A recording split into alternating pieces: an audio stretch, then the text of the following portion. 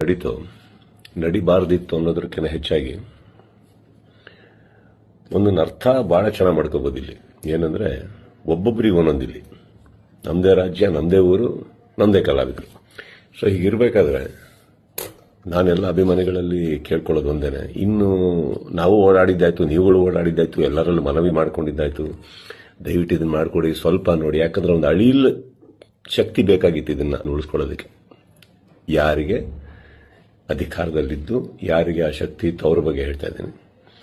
So ಅದು ಮಾಡಲಿಲ್ಲ ಅಂದಾಗ ಇನ್ನು ಅವ್ರನ್ನೆಲ್ಲ ಬೇಕಾಗಿರೋದು, ಇನ್ನು ಭಿಕ್ಷೆ ಮಾಡೋ ಅವಶ್ಯಕತೆ ಇಲ್ಲ, ಕೇಳ್ಕೊಳ್ಳೋ ಅವಶ್ಯಕತೆ ಇಲ್ಲ, ಕೇಳೋ ಅವಶ್ಯಕತೆನೆಲ್ಲ ಮುಗಿದೋಯ್ತಲ್ಲ.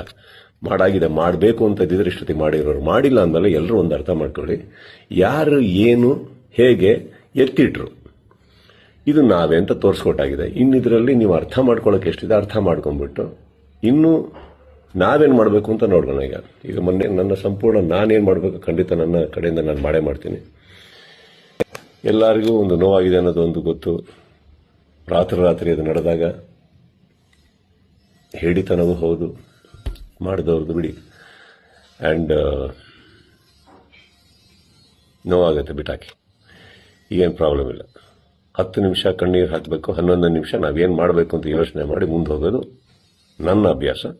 ನೀವೆಲ್ಲ ಅದೇ ಮಾಡ್ತೀರಾ ಅಂದ್ಕೊಂಡಿದ್ದೀನಿ. ಕೈ ಚಾಚಿದ್ದು ಸಾಕು, ಇನ್ನೇನು ಮಾಡಬೇಕು ನಾವು ಮಾಡೋಣ.